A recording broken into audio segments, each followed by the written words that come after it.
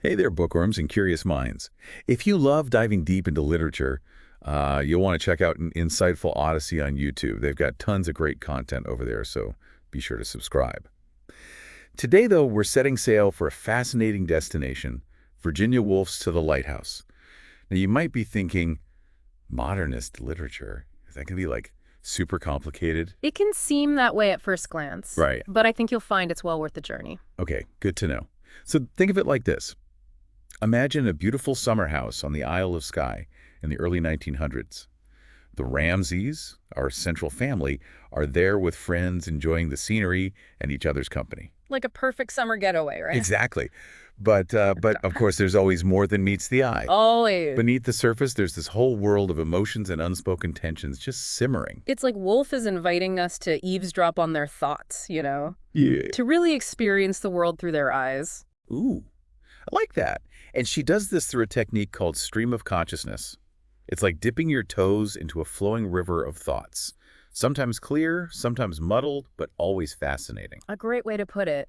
Imagine reading a novel where instead of just being told what characters are doing, you're suddenly inside their minds, experiencing their every fleeting thought and feeling. Wow, yeah. It's like having a direct line into their inner world. That's incredible. So Wolf is basically holding a magnifying glass up to human consciousness, showing us just how messy and complex our inner lives can be. And for its time, this was revolutionary. Absolutely. It was a huge departure from traditional storytelling, but it allowed for a much deeper exploration of character psychology and motivations. Okay, I'm starting to see why this book is considered such a masterpiece. So we've got this family, the Ramsays, with all their complexities and relationships. We've got the stunning backdrop of the Isle of Skye.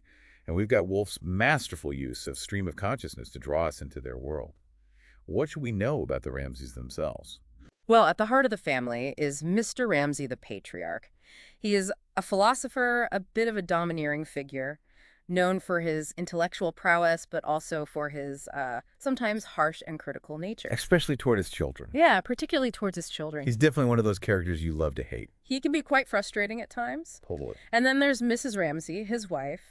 She's portrayed as this warm, compassionate figure, the emotional anchor of the family, really. Okay, so a stark contrast to her husband. Exactly. She's constantly trying to create harmony and smooth over the rough edges of his personality. It's such a classic dynamic, right?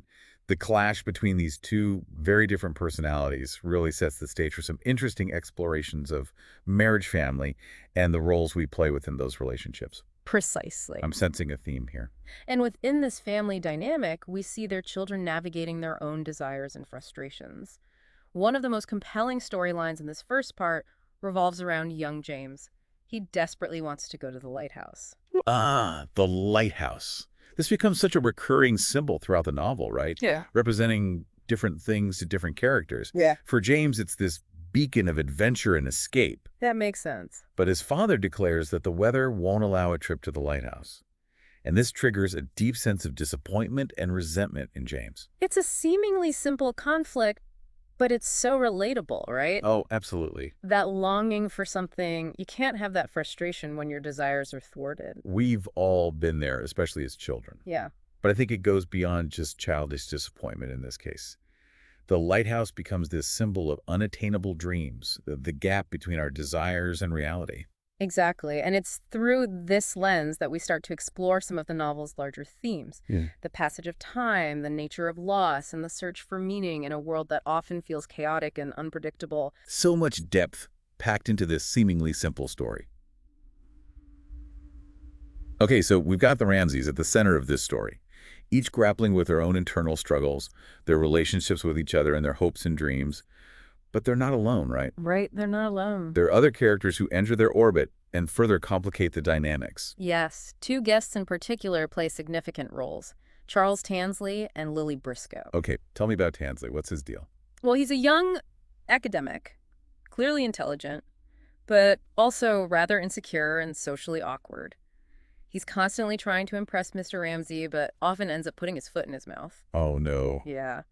He's particularly fascinated by Mrs. Ramsay, but doesn't quite know how to interact with her. I can see that dynamic playing out already. Yeah. He represents that classic trope of the intellectual who's brilliant on paper, but struggles with real-world social interactions. You nailed it. Must be painful watching him try to navigate the complexities of the Ramsay family. It can be at times. And then we have Lily Briscoe. What's her story? She's a young artist who's trying to capture the essence of Mrs. Ramsay in a painting, but she's constantly battling self-doubt and questioning her own artistic abilities. Oh, I love that Woolf portrays Lily's creative process so realistically, so relatable for anyone who's ever tried to create something. The frustration, the inspiration, the constant questioning of whether you're good enough. Exactly. And as Lily struggles with her painting, she also becomes this keen observer of the dynamics within the Ramsay family, offering a unique perspective on their relationships and the tensions that simmer beneath the surface. I'm curious to see how her perspective unfolds.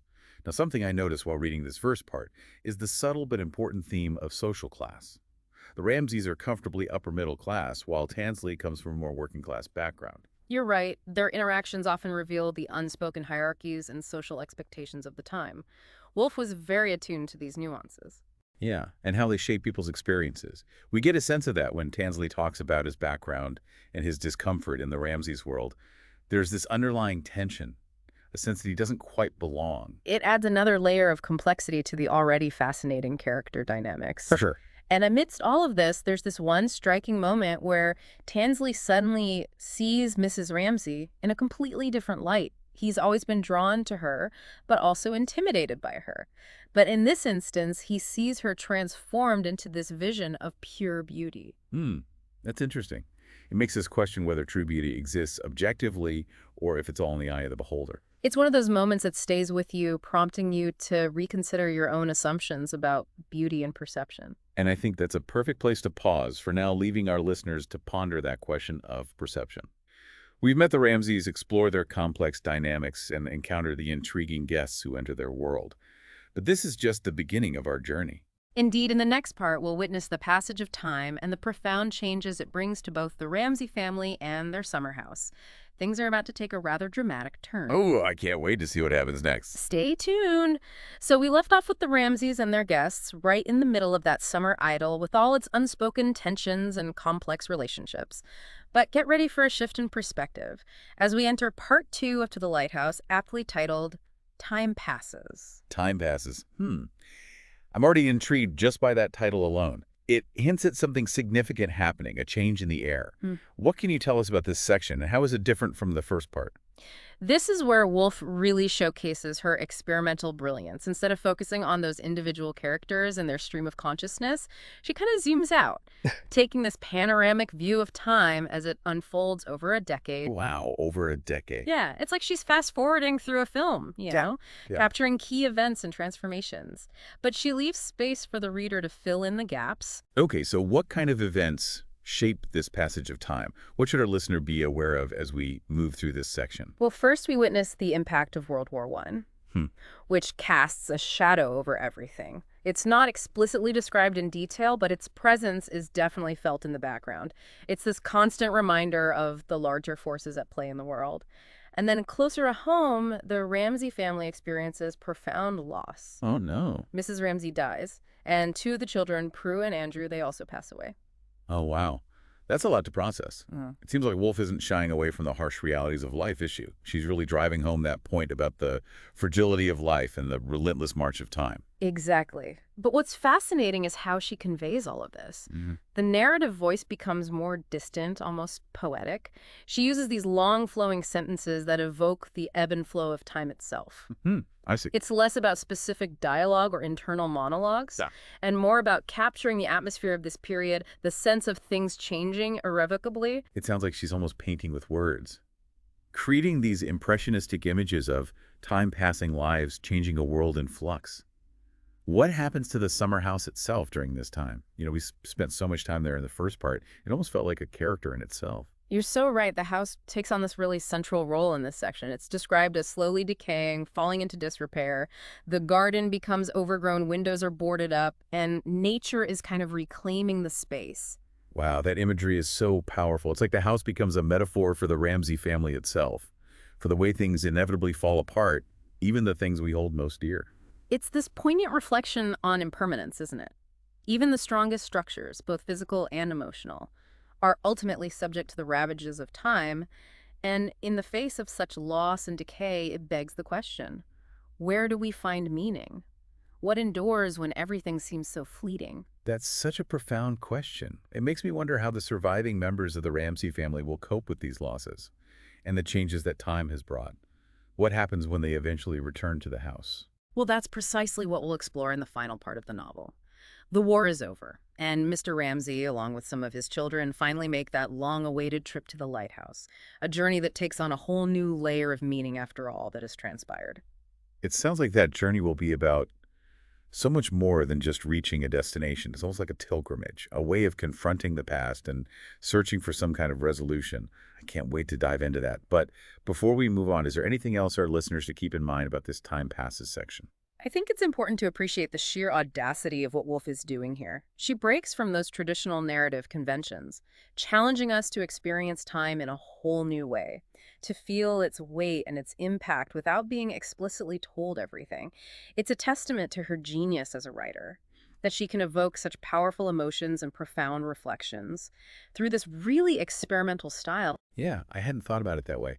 It's not just about telling a story. It's about creating an experience for the reader, one that lingers long after the last page is turned. Okay, I'm ready to see where Wolf takes us next. All right, so we're in the final part of To the Lighthouse, and it feels like things are about to come full circle. Yeah. We've got this long-awaited trip to the lighthouse, a journey that has taken on, new significance after the passage of time, and all the losses the Ramsey family has endured. It feels like we're heading towards some sort of resolution. But knowing Wolf, it's probably going to be a lot more complex than that. Oh, definitely. So what can you tell us about this final section titled The Lighthouse? This is where all those threads we've been following, family dynamics, the passage of time, the search for meaning, they all start to weave together in really interesting ways. Right. We're back to a more traditional narrative style in this section, focusing on the characters and their individual experiences. But we're also carrying with us everything we learned from that experimental time passes section. That sense of impermanence and the lingering presence of loss. Right. So it's like we're seeing the characters through this new lens now, Yeah. with a deeper understanding of the forces that have shaped them. Tell me about this trip to the lighthouse. Who goes, and what are their motivations? Well, Mr. Ramsey is really the driving force behind it. He's older now, perhaps feeling his own mortality a bit more keenly, and he's determined to finally make this journey he's been talking about for so long. He's also accompanied by two of his children, Cam and James, who are now young adults. Okay, so I imagine that dynamic between them has shifted quite a bit. In the first part, we saw James as this young boy full of resentment towards his father. Yeah. Now they're on this journey together, both having experienced loss and the passage of time. Exactly. And it's so fascinating to see how their dynamic plays out. James is still grappling with those old feelings of resentment, but there's also this sense that he's trying to understand his father better now, to see him as a flawed human being rather than just this figure of authority. And for Mr. Ramsey, the journey becomes about seeking validation from his children, proving that he's still capable of leading and guiding them, even though they're not those dependent youngsters he used to control. Yeah, that makes sense. So it sounds like both of them are searching for connection, each in their own way. And meanwhile, back at the house, Lily Briscoe is still wrestling with that painting of Mrs. Ramsey, a project that has now spanned an entire decade. It feels like her artistic journey is kind of mirroring the larger themes of the novel. Absolutely. Lily's struggle to capture the essence of Mrs. Ramsey in her painting becomes this metaphor for the act of remembering, for the way we try to hold on to the past even as it slips away from us. She's haunted by Mrs. Ramsey's memory, but she's also realizing that she can't simply replicate the past. She has to find a way to honor that memory, while also creating something new and original. It's like she's trying to bridge that gap between past and present to find a way to make meaning out of loss. And it's so interesting that both journeys, the physical journey to the lighthouse and Lily's artistic journey with the painting, are happening simultaneously. That parallelism is so crucial to understanding the novel's deeper meaning. Woolf is highlighting the fact that there are many different ways of searching, of trying to find our place in the world, and ultimately those journeys are often more about the process than the destination. Right, not about the destination, but the journey itself. So tell me about the ending. Do the characters find what they're looking for? Does the boat reach the lighthouse? Does Lily finish her painting? Well, yes, on a literal level, both journeys do reach a conclusion. The boat arrives at the lighthouse, and Lily makes that final brushstroke on her canvas. But what those arrivals signify is left open to interpretation. Woolf doesn't offer any easy answers or neat resolutions. It's more about the sense of completion, of having gone through the process. rather than achieving some kind of grand revelation. I like that. That ambiguity feels so true to life, doesn't it? Yeah. We often embark on these journeys, these quests for meaning, but the answers aren't always clear-cut. Sometimes it's more about the act of searching itself, about the growth and understanding we gain along the way. I think that's a beautiful way to put it. And it really speaks to the enduring power of To the Lighthouse. It's a novel that stays with you, prompting you to reflect on your own experiences of time loss and the search for meaning. It's definitely a book that rewards multiple readings, each time revealing new layers and insights. And for anyone who might have felt intimidated by modernist literature, I hope our deep dive has shown that it can be both challenging and deeply rewarding. I completely agree. Woolf's writing invites us to slow down, pay attention to the nuances of language and thought, and to really appreciate the beauty of complexity. Well said. And speaking of beautiful and complex things, don't forget to check out Insightful Odyssey on YouTube for more deep dives into literature and art. They're doing amazing work over there. Absolutely. It's a great resource for anyone who wants to explore these topics further. Thanks for joining us on this journey through To the Lighthouse. We hope you've enjoyed the view.